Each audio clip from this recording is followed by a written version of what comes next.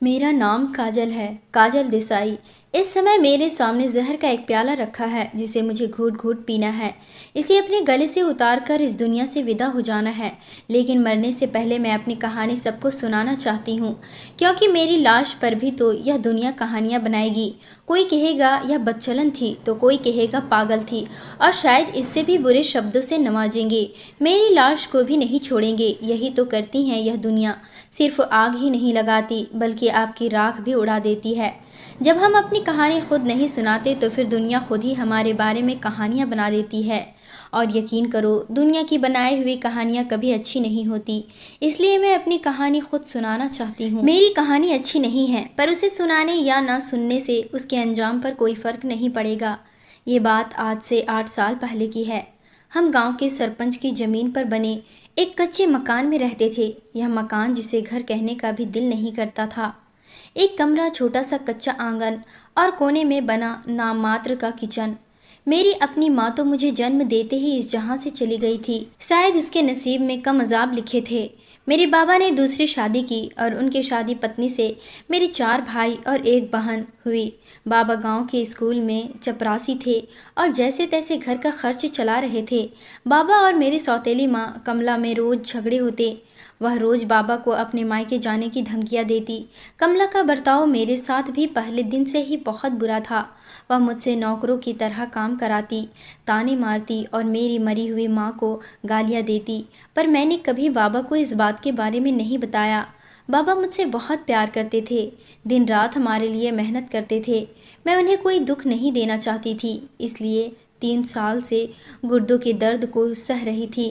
कभी कभी तो दर्द इतना बढ़ जाता कि जान पर आ बनती, पर मैं फिर भी सब्र करती। कभी कभी दर्द की गोलियां खा लेती, पर अब उन पर भी असर नहीं होता था। आखिर 4 रुपए की गोली कब तक मुझे आराम दे सकती थी।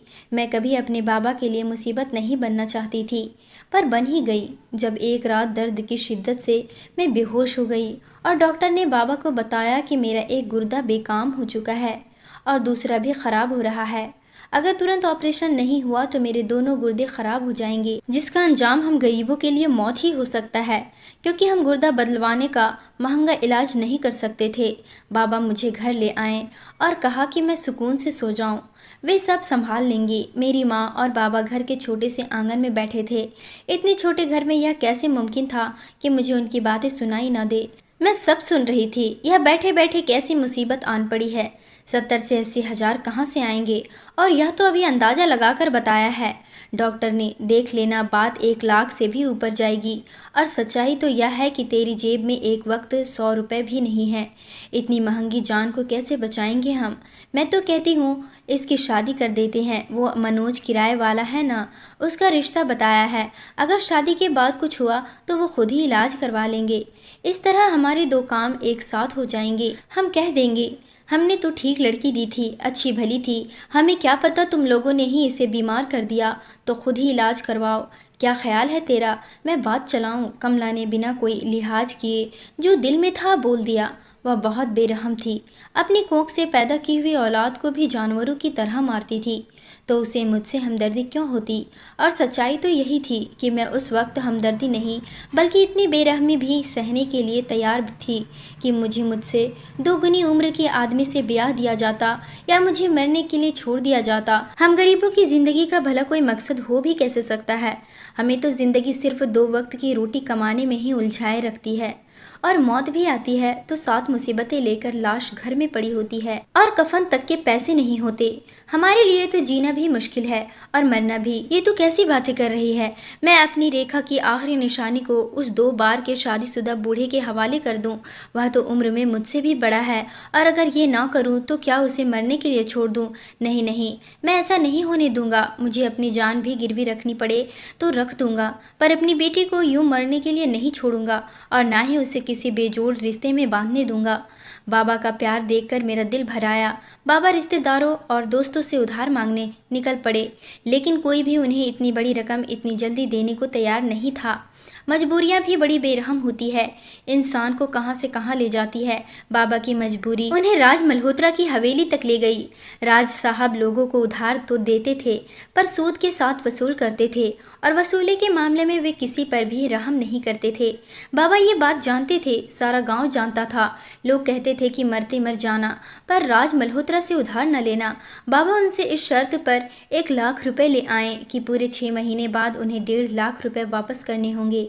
मेरा ऑपरेशन हो गया, मुझे ज़िंदगी तो मिल गई, पर कमला ने वह ज़िंदगी हराम कर दी थी। दिन रात ताने देती कि इस घर में मुसीबत के दरवाजे मैंने खोले हैं। 6 महीने कब बीत गए पता ही ना चला। ना तो पैसे का इंतज़ाम हुआ और ना ही सूद के पैसे जमा हो पाए। अब उनके आदमी घर तक आने लगे, धमकियों पर उतर आए। बाबा मोहलत मांगते, पर मोहलत का वक्त भी गुजर जाता। मुझे अफसोस होने लगा कि काश मैंने ही जहर खा लिया होता तो ये सब नहीं होता। मैं घर के माहौल से इतनी तंग आ गई थी कि आत्महत्या कर लेने का मन करने लगा। तभी एक दिन हमारे पड़ोस में रहने वाली मारिया, मेरी इकलौती सहेली, मुझे यह कहकर बाजार ले गई कि मेरा दिल बहल जाएगा। रास्ते भर वह मुझे यही समझाती रही कि सब ठीक हो जाएगा। जब हम वापस आए तो शाम हो रही थी। सर्दियों की शाम थी, 5 बजे ही अंधेरा हो गया था। जैसे ही हमने मोहल्ले में कदम रखा, हमें शोर और हवा में धुआं महसूस हुआ। हमने अपने कदम अपने घरों की तरफ बढ़ाए तो मैंने देखा कि वहाँ मेरा घर नहीं था, केवल आग थी। वह आग जो सब कुछ निगल चुकी थी। मैं स्तंभ होकर यह दृश्य देखती रही। आग ने मारिया के घर को भी लपेटे में ले लिया था। मौत का ये मंजर खत्म हुआ तो मोहल्ले वालों से पता चला कि राज मल्होत्रा का बेटा वसूली करने आया था और कुछ देर बाद घर को आग लगा दी। कमला अपने बच्चों को लेकर समय रहते निकल गई थी, पर बाबू, जिन्हें राज के आदमियों ने पहले बुरी तरह पीटा था, उन्हें वहीं छोड़ गई। मुझे देखने को अपने बाबा की लाश तक नसीब नहीं हुई। मारिया की भाभी और 2 भांजे भी जान से चले गए। मैं उठी और किसी जिंदा लाश की तरह ना जाने किस दिशा में चल पड़ी। जहाँ रास्ते मुझे ले जा रहे थे मैं चलती जा रही थी। वह मेन रोड था। मुझे याद है कि मैंने 2 बड़ी बड़ी लाइट्स अपनी तरफ आती देखी थी, और उसके बाद मेरी आंख अस्पताल में खुली, जहाँ वह शख्स मेरे सामने खड़ा डॉक्टर से मेरी तबीयत के बारे में पूछ रहा था। मुझसे पूछा गया कि मैं कौन हूँ, कहाँ रहती हूँ। मैंने सिर्फ इतना ही बताया कि मेरा कोई घर नहीं है, कोई अपना नहीं है, मैं अकेली हूँ, मेरा नाम रवि है। आप मेरी कार से टकराई थी, मेरे साथ मेरे घर चलिए, वहाँ आपको कोई तकलीफ नहीं होगी।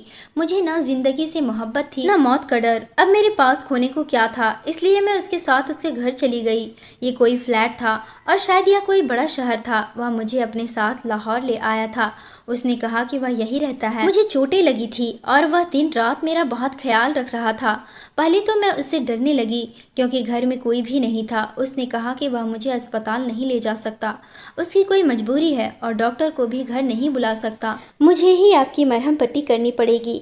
आप मुझसे डरे नहीं, लेकिन मैं नहीं चाहती थी कि वह मुझे हाथ लगाए, पर मेरे जख्मों में बहुत दर्द हो रहा था। फिर भी मैंने उससे कहा कि तुम मेरे करीब मत आना।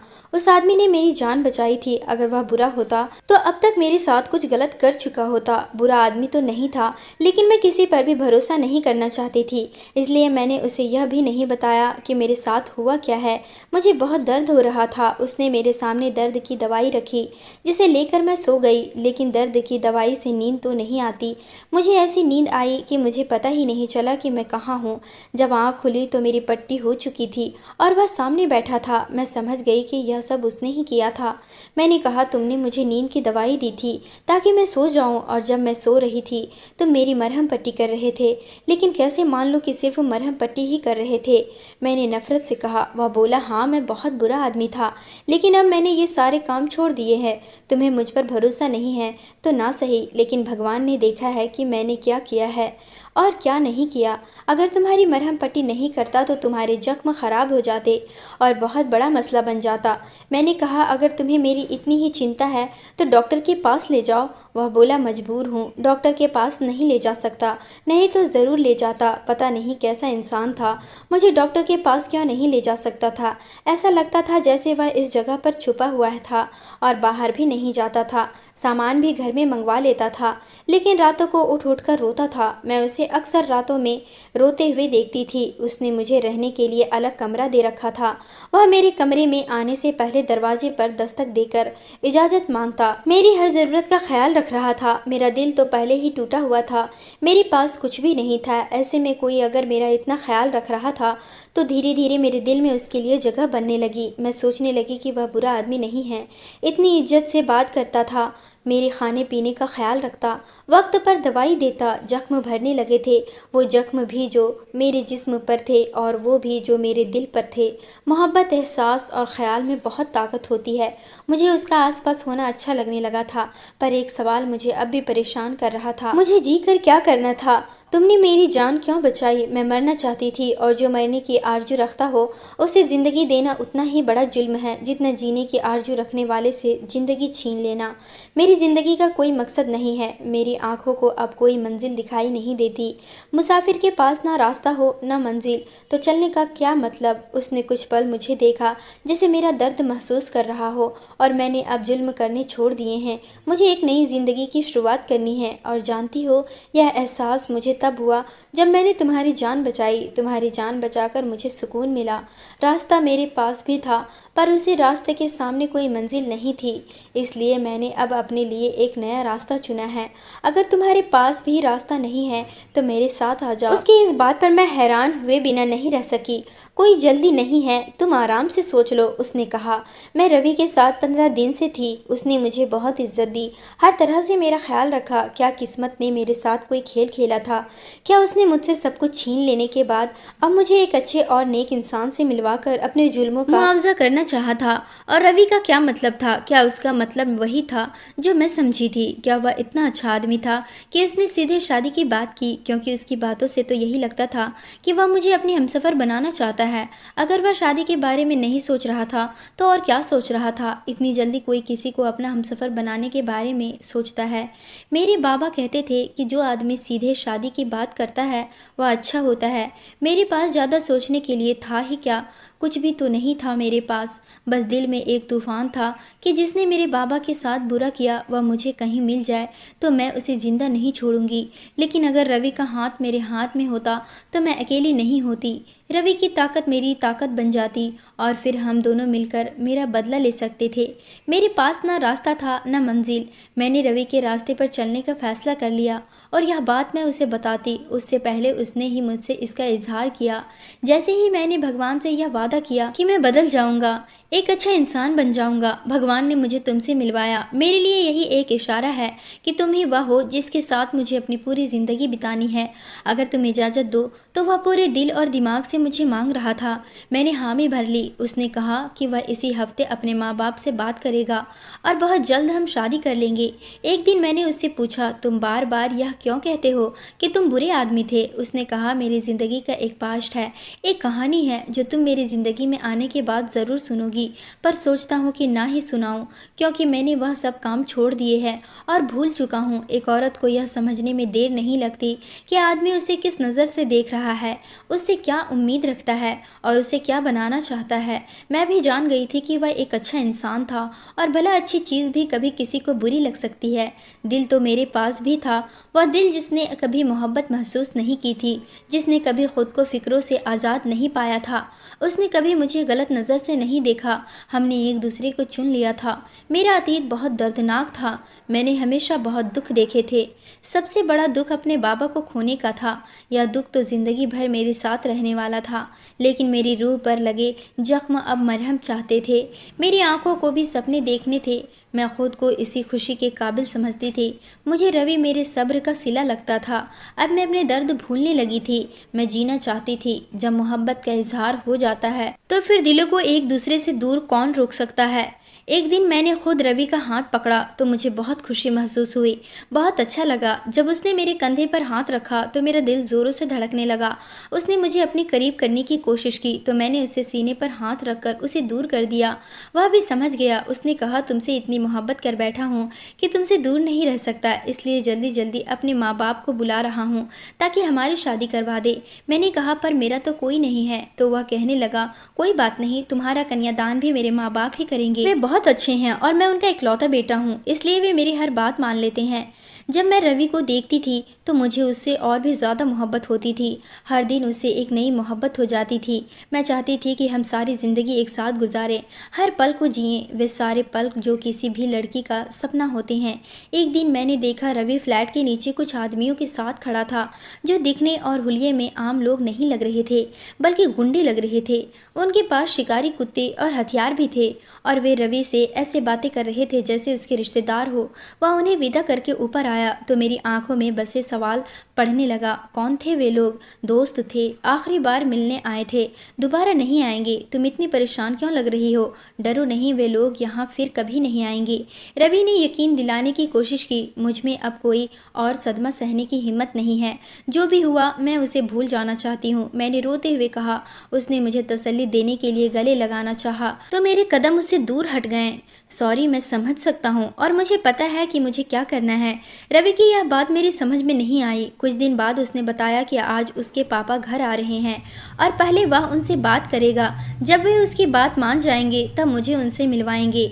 और अगर आपके पापा नहीं माने तो क्या छोड़ दोगे मुझे? मेरे दिल में बसे सबसे बड़े डर को जुबान मिली। मेरी एक बात आज गौर से सुन लो काजल, मैंने तुम्हें अपने लिए चुन लिया है। मैं अब सिर्फ तुम्हारे साथ ही रह सकता हूँ। तुम्हारे अलावा ना तो किसी का हाथ पकड़ना चाहता हूँ, ना ही किसी की आंखों में देखना चाहता हूँ, ना किसी को अपने गले से लगाना चाहता हूँ। तुम ही हो मेरे लिए सब कुछ। दुनिया की कोई भी ताकत मुझे तुमसे दूर नहीं कर सकती। मैंने पहली बार मोहब्बत की है और वह सिर्फ तुमसे की है। मैंने पूछा क्या इससे पहले मोहब्बत नहीं की थी? तो वह कहने लगा इससे पहले मोहब्बत नहीं की, दिल लगी की थी। लेकिन दिल लगी और मोहब्बत में क्या फ़र्क होता है या मुझे आज पता चला है। तुम मेरी आंखों के सामने रहती हो, मैं तुम्हें छूना चाहता हूँ, तुम्हें गले से लगाना चाहता हूँ, लेकिन नहीं करता हूँ क्योंकि मुझे तुम्हारे जज्बात का ख्याल है। मैं चाहता हूँ कि जब तुम भी अपने दिल से राजी हो जाओगी और मेरी पत्नी बनकर मेरे पास आओगी तो वह समय बहुत खूबसूरत होगा। यही प्यार होता है, वरना दिल लगी में तो इंसान इतना कुछ नहीं सोचता। अब तुम मेरी औरत हो, मेरी ज़िंदगी हो। तुम वह मेरी बात मानो या ना मानो, मेरा फैसला नहीं बदलेगा। चाहे जो हो जाए हम हमेशा साथ रहेंगे। अरे तुम रोने क्यों लगी? वह मेरे आंसू साफ करने लगा और मैं बस यही कह सकी कि इनाम तो मिल गया है पर भलाई याद नहीं आ रही। रवि मुझे ऊपर वाले कमरे में छोड़कर वह नीचे ड्राइंग रूम में आ गया और अपने पापा से बात करने लगा। मुझे रवि ने ऊपर ही रुकने को कहा था, पर दिल है कि बुरे बुरे ख्याल बना रहा था। जब चैन नहीं आया तो मैं चुपके से उनकी बातें सुनने चली गई। ड्राइंग रूम का दरवाज़ा बंद था पर मैं उनकी बातें सुनने लगी। उसने अपने पापा को मेरे बारे में बताया कि मैं उससे कैसे मिली और अब वह मुझसे शादी करना चाहता है। लगता है लड़की बहुत खूबसूरत है, तभी तो तू शादी के बारे में सोचने लगा है। पर देख बेटा, ऐसे गुमनाम लड़की जिसे हम जानते तक नहीं किस हस्ब नस्ल से है, हमारे परिवार की बहू नहीं बन सकती। अगर ज़्यादा ही पसंद आ गई है तो रख उसे अपने साथ, तुझे रोका किसने है? मैं रवि के पापा की यह बात सुनकर सिर से पांव तक डर गई, क्योंकि डर मुझे उनकी बात से नहीं लगा था। मुझे तो रवि के जवाब का इंतजार था। उसका जवाब ही मेरा डर था कि अब वह क्या कहता है, क्योंकि इतना तो मैं समझ गई थी कि वह अमीर आदमी था। उस दिन जो उससे दोस्त मिलने आए वह भी बहुत अमीर थी और वह इस बड़े से फ्लैट में रहता था, कहीं जाता भी नहीं था, काम भी नहीं करता था। फिर भी उसके पास पैसे होते थे और उसके पिता भी कोई बहुत बड़ा बिजनेसमैन लग रहे थे। और अमीरों को इस बात से कोई फ़र्क नहीं पड़ता, उनके लिए लड़कियां क्या एक आती हैं एक जाती हैं। इसलिए मैं उसके जवाब के लिए परेशान थी। पापा, मैंने इससे शादी करनी है, उसे एक पाक रिश्ते में बांधना है। वह एक बहुत अच्छी लड़की है। हर काम एक तरफ से नहीं होता, हर इंसान एक ही व्यवहार का हकदार नहीं होता। और आप मुझे ऐसे सलाह ना दे, मैं आपसे विनती करता हूँ। रवि की बात सुनकर मेरे दिल को बहुत सुकून मिला और उसके अब्बा की सोचकर बहुत हैरत हुई कि ऐसे नेक और अच्छे इंसान का इतना घटिया पिता जो बेटे को रखेल रखने के सुझाव दे रहा है। शायद वह उनके इसी व्यवहार की वजह से अपने गाँव वाले घर को छोड़कर यहाँ अकेला रहता था। मेरे दिल में आज रवि के लिए इज्जत और हमदर्दी और भी बढ़ गई थी। 100 चूहे खाकर बिल्ली हज को चली। लगता है जनाब को वह सारी किताबें याद आ गई है जिन्हें पढ़ने के लिए तू यहाँ आया था। क्या कहा? मुझे ऐसे सलाह ना दे। और वह दिन भूल गया तू, जब तुझे सलाह की तो क्या नसीहत की भी परवाह नहीं थी। तेरी जिंदगी में एक लड़की आती थी तो दूसरी जाती थी। शराब, नशा, तेरे वह निकम्मे दोस्त, वह कौन सा बुरा काम है जो तूने नहीं किया? कौन सी गलत हरकत है जो तुझसे सरजद नहीं हुई? बस हत्या करना रह गया था, वह भी तूने उस बाबू के परिवार को मार मारकर पूरा कर लिया और अब बड़ा नेक बना बैठा है। रवि मल्होत्रा, आपको यह नेकी रास नहीं आएगी। उसके पापा ने तंज किया और मुझे लगा जैसे किस्मत ने भी मेरे साथ तंज किया हो, कोई भोन मजाक बनाया हो, एक घिनौना खेल खेला हो मेरे साथ। मेरी सांस फूल गई, दिल धड़कने की आवाज़ अपने कानों में सुनाई देने लगी। अगर मैं दीवार का सहारा ना लेती तो शायद ज़मीन पर गिर जाती। मैं जिस इंसान को अपनी ज़िंदगी का मसीहा समझ रही थी वही तो मेरा कातिल था। मैं जिसको रहमदिल समझ रही थी वही तो जालिम था। मैं जिसको मंजिल समझ बैठी वह तो सिर्फ सैराब था, और सैराबों के पीछे भागने वाले हमेशा खाली हाथ ही रह जाते हैं। मेरे हाथों में भी कुछ नहीं था, ना लकीरें थी ना किस्मत। मुझे इस खबर ने सख्त कर दिया था। मेरा दिमाग कुछ भी सोचने से अक्षम था। मैं वापस अपने कमरे में आ गई। यह तो रवि मल्होत्रा था, राज मल्होत्रा का बेटा, वही आदमी जिसने मेरे घर को आग लगाई थी। उसने रवि को 2-4 और बातें सुनाई और वहाँ से चले गए। जब रवि मेरे कमरे में आया तो मैंने कुछ पल उसे देखा जैसे मुझे आज ही उसका असली चेहरा नजर आ रहा था। यही था वह दरिंदा जिसने मुझे बदनसीब बनाया था, मेरे बाबा को मारा था और मुझे उससे ही प्यार हो गया था।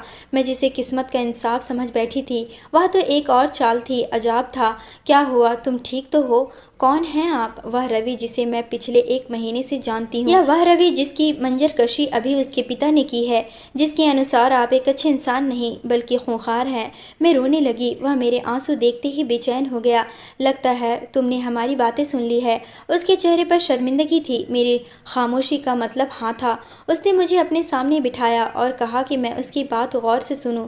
मैं मानता हूँ कि मैं बहुत बुरा इंसान हूँ। मैंने बहुत बुरे और गलत काम किए हैं, बहुत दिल दुखाए हैं। मैं बेहद स्वार्थी भी हूँ, क्योंकि यह जानते हुए कि मैं तुम्हारे काबिल नहीं, मैं तुम्हें अपने लिए चाहता हूँ। तुम्हें मांगा है मैंने। यह आज से 1 महीने पहले की बात है। मेरी तबीयत अचानक बहुत ख़राब रहने लगी। डॉक्टर के पास गया, कुछ टेस्ट करवाए और रिपोर्ट में यह आया कि मुझे कैंसर है। मैं यह सुनकर टूट गया, उलझ गया। अभी मैंने यह बात किसी को भी नहीं बताई थी। मैं बहुत परेशान था। मैं गांव चला आया, बाबा के साथ काम करने लगा, कर्जों की वसूली का। मैं अपना गुस्सा मासूम और मजबूर लोगों पर निकालने लगा। इस कदर भटक गया कि किसी के घर को आग लगा दी मैंने, और वहाँ से ही वापस जा रहा था जब डॉक्टर साहब की कॉल आई। उन्होंने बताया कि मेरी रिपोर्ट किसी और मरीज की रिपोर्ट से मिक्स हो गई थी।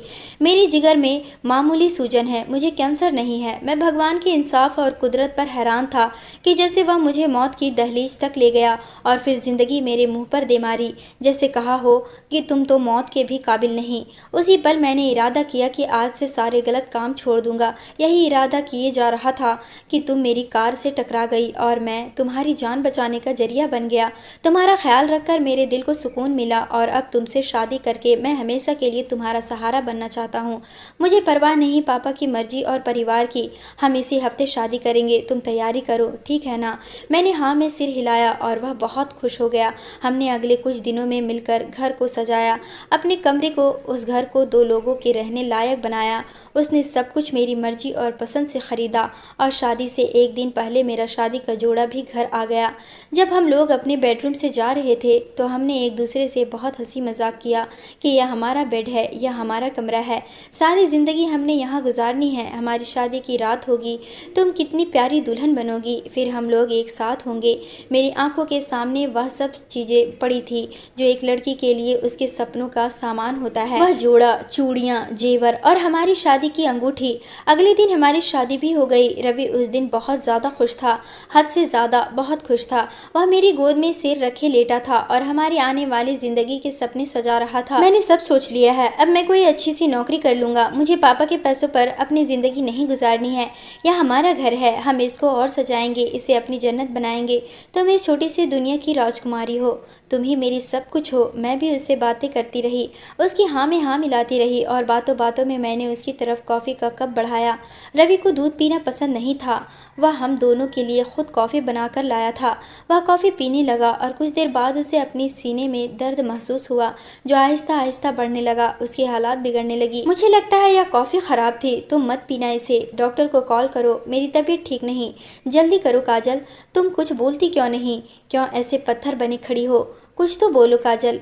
वह चिल्लाया और ज़मीन पर गिर गया। मैं किसी जिंदा लाश की तरह खड़ी थी। वह मुश्किल से मेरे कदमों के करीब आया और कहा कि मैं उसकी उठने में मदद करूं। मैंने उसे एक नज़र देखा और उसके सामने आई। कॉफ़ी ख़राब नहीं है रवि। मैंने तुम्हारी कॉफ़ी में जहर मिलाया है क्योंकि तुमने मेरी ज़िंदगी में जहर घोला है। मैं काजल बाबूनाथ हूँ, उसी बाबूनाथ की बेटी जिसके घर को तुमने आग लगाई थी। वही बदनसीब बेटी जिसकी जान बचाने की खातिर मेरे बाबा ने तुम्हारे पिता से एक कर्ज लिया था। वही 1,50,000 रुपये जिनके लिए तुमने मेरे बेबस और मजबूर पिता को बुरी तरह पीटा और हमारे घर को आग लगा दी। मरने के डर ने तुम्हें कातिल बना दिया। तुम्हें क्या लगा था कि यह सब जानने के बावजूद मैं तुम्हारे साथ रहना चाहूँगी? मुझे नफरत है तुमसे। मैं तुम्हें मरता हुआ देखना चाहती हूँ। आज मेरा बदला पूरा हो गया। यही है तुम्हारा अंजाम। वह मेरे सामने अपनी आखिरी सांसें लेने लगा। अब उसके पास बोलने को वैसे भी क्या था। मैं ज़मीन पर बैठी उसे मरता हुआ देख रही थी और वह मेरी आंखों में देख रहा था। अपना ख्याल रखना, हो सके तो मुझे माफ़ कर देना, वह अचानक बोला और दम तोड़ दिया। मैं इस दुनिया की सबसे बदनसीब दुल्हन थी। एक सजा सजाया घर, फूलों की खुशबू, शादी के तोहफे, अधूरे इरादे, भविष्य के लिए सजाए गए सपने और दूल्हे की लाश। अब जमाना क्या सोचेगा, लोग क्या कहेंगे, बस यही थी मेरी कहानी। कहानी दुख की, एक बदनसीब बेटी के मजबूर पिता की, एक मजबूर बेटी और एक कमज़ोर लड़की की कहानी। मैंने जहर का प्याला मुंह से लगाकर खाली कर दिया और अपनी मौत का इंतज़ार करने लगी, पर मेरी तबीयत में कोई बदलाव नहीं आया। मैं बिल्कुल ठीक थी। मैंने कप की तरफ देखा। दोनों कपों में मैंने खुद जहर मिलाया था। फिर मुझे कुछ हो क्यों नहीं रहा था। अचानक मेरी नज़र रवि की शर्ट की सामने वाली जेब पर पड़ी जिससे एक कागज़ बाहर झांक रहा था। मैंने वह कागज़ निकाला और उसे पढ़ने लगी। लिखा था, तुम बाबू की बेटी हो। यह बात तुम्हें तुम्हारी जान बचाने के लिए कुछ दिन बाद पता चली। उस दिन जब तुमने मेरी और पापा की बातें सुन ली। मैं जानता था कि अब तुम हकीकत से वाकिफ़ हो, पर उसके बाद तुम्हारा नॉर्मल रवैया अजीब था। मुझे लगा तुमने मुझे माफ़ कर दिया, पर आज तुम्हें कॉफ़ी में जहर मिलाते हुए देखा काजल। मैं तो वह मंजर देखकर ही मर गया था, पर तुम्हें कैसे मरने देता। मैंने तुम्हारे कप की कॉफ़ी बदल दी है। मैं तो अपराधी हूँ। तुम्हारे पीछे आकर क्या करोगी? अगर हो सके तो मुझे माफ़ कर देना रवि मल्होत्रा। मैंने रवि को उस दुनिया के लिए माफ़ कर दिया, पर अगर इस दुनिया में उसे माफ़ कर देती तो इस दुनिया में शर्मिंदा हो जाती। मैंने खुद को पुलिस के हवाले कर दिया। चाहती तो भाग भी सकती थी, कहीं दूर जाकर एक नई जिंदगी शुरू कर सकती थी। हाँ, मैं ये सब कर सकती थी, पर क्या? पर उस लड़की को सजा भी तो देनी थी जिसने प्यार का मान नहीं रखा। उस इंसान को सजा देनी थी जिसने दूसरे इंसान की जान ले ली। उस काजल को सजा देनी थी जो रवि को माफ़ नहीं कर सकी। पर मैं भी क्या करती। मैं मजबूर थी, बहुत मजबूर थी। यही किस्मत है जो हमारे साथ कैसे कैसे खेल खेलती है और हम भी उसकी ताल पर नाचते चले जाते हैं। शायद इसी का नाम जिंदगी है। मुझे भी रवि से प्यार हुआ था, बहुत ज़्यादा प्यार, शायद इससे भी ज़्यादा। मैंने भी तो सपने देखे थे, मैंने भी सपने सजाए थे। मैं भी उसके साथ जीना चाहती थी, लेकिन फिर ये सोचने लगी कि अपने ही पिता के कातिल के साथ कैसे जीऊँगी, कैसे उसकी आंखों में अपने लिए प्यार देखूंगी और अपनी आंखों में उसकी प्यार सजाऊंगी। मुझे तो सिर्फ बदला नजर आएगा। आखिर मेरे पिता का क्या कसूर था? वो भी तो मजबूर था। फिर उसके साथ ऐसा क्यों किया गया? एक बेटी और एक लड़की की लड़ाई में एक बेटी जीत गई और शायद बेटी को ही जीतना चाहिए था। मैं अभी भी जेल में हूँ और जेल से ये कहानी लिखी है। एक लड़की मुझसे ये कहानी लेकर जा रही है, कहती है पूरी दुनिया तक पहुँच जाएगी। लेकिन इससे क्या हो जाएगा? आप लोग बस मुझे इतना बता देना कि मैंने सही किया या गलत, क्योंकि शायद मेरे दिल को थोड़ा सा सुकून मिल जाए। दोस्तों, उम्मीद करती हूँ आपको हमारी कहानी पसंद आई होगी। कहानी पसंद आई है तो वीडियो को लाइक और चैनल को सब्सक्राइब करें।